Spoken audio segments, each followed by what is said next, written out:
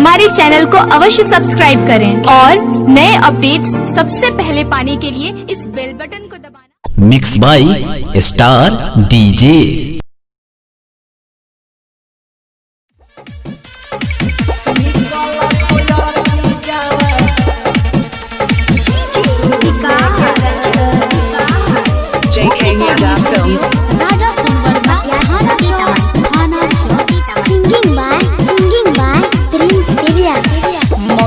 में सजाई के लाल की से मुरावा जाई के ससुरा नहीं भूलई गे मंगिया में सजाई के लाल की से मुरावा जाई के ससुरा नहीं भूलई गे निकल तो यारती जावा सुने के रानी अगिया लगावे आइबो जई है समझना जागे निकल तो यारती जावा सुने के गानी अगिया लगावे आइबो जई है समझना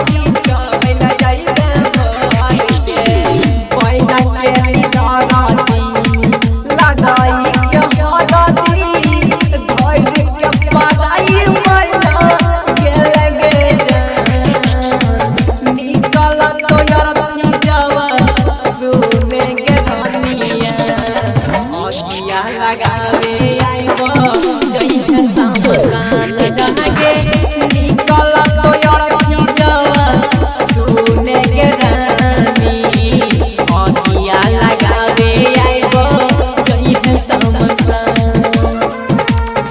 धूम रिकॉर्डिंग स्टूडियो राजा सोनवर्षा थाना चौक थाना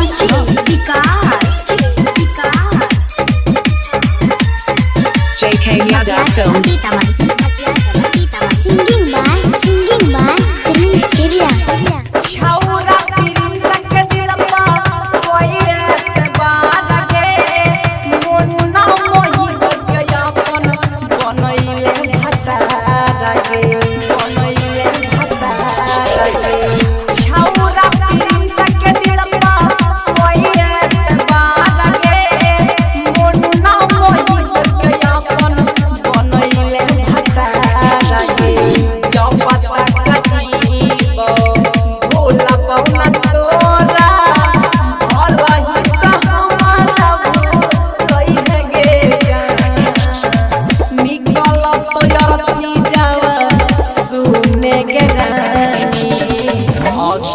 लगावे आइबो जई है समझना जागे निकल तो यारती जावा सुने के गानी अगिया लगावे आइबो जई है समझना जागे। Mix by star DJ.